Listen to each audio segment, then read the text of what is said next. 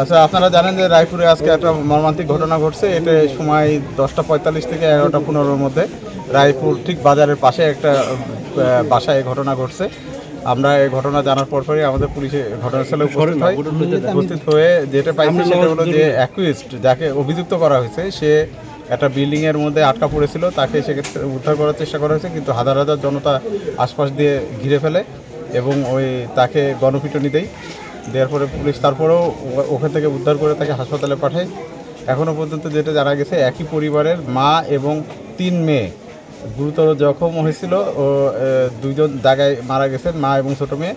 আর বড় মেয়েটা হাসপাতালে নেওয়ার পরে মারা গেছে, আর মেজো মেয়েটা তাকে ঢাকায় রেফার করা হয়েছে, সে এখনও পথে আছে আর কি। আর অ্যাকুয়েস্ট যে অভিযুক্ত তাকে হাসপাতালে রেফার করা হয়েছে, তার অবস্থাও মুমূর্ষু অবস্থায় ছিল। আমরা এখনও কনফার্ম না, তবে অন্য সূত্রে জানা যাচ্ছে যে সেও খুব সম্ভবত বেঁচে নেয় আর কি। আমি ঘটনাস্থলে আসার পরে আশেপাশের লোকজনের কাছ থেকে যেটা জানতে পারলাম যে এখানে পাশে একজন মহিলা আছেন রানী আপা নাম করে, উনি আসলে উনার একটা ভূমিকা আছে। উনি এটা জানার পরে চিল্লাপাল্লা শোনার পরে উনি এখানে আসছে, এসে জানলা দিয়ে যে অভিযুক্ত তাকে জানলা দিয়ে ভিতরে দেখতে পায় যে সে ভিতরে হাঁটাহাঁটি করছে। তাকে জিজ্ঞাসা করে এবং সে বলে যে সে পানির কল সারার জন্য এখানে আসছে। তখন তার সন্দেহ হয় বলে সে বাইরে থেকে কলস্তফল গেটটা আটকায় দিয়ে আশেপাশের লোকজনের খবর দেয়। অন্যান্য মহিলারা সব একসাথে হয়ে তারা কিছুজন মিলে যখন ঘরের মধ্যে ঢুকেই দেখে রক্তাক্ত অবস্থা, তখন তারা এই বাইরের লোকজনের খবর দিলে আশেপাশের লোকজন জড়ো হয় এবং ওই ছেলেটাকে ঘরের মধ্যে পায়নি, ও ছাদে লোকায় অভিযুক্ত। পরে বাড়িওয়ালা এসে ওই ছাদের গেট আটকায় দিয়ে তাকে ওখানে করে সে ভিতর থেকেও গেট আটকায় দিয়ে রাখে ছাদের। যখন অনেক লোক জড়ো হয়ে যায় তখন সে পালানোর চেষ্টা করে ওখান থেকে। এর মধ্যে আপনার স্থানীয় লোকজন এসে এই যারা এখানে আহত অবস্থায় ছিল তাদেরকে হাসপাতালে পাঠায়। হাসপাতালে নেওয়ার পর জানা যায় মা এবং ছোটো মেয়েটা মারা গেছে এবং দুজন ক্রিটিক্যাল অবস্থায় ছিল, তাদেরকে অন্য জায়গায় রেফার করছে। ঢাকায় রেফার করার পথে এর মধ্যে আবার বড় মেয়েটা মারা যায়।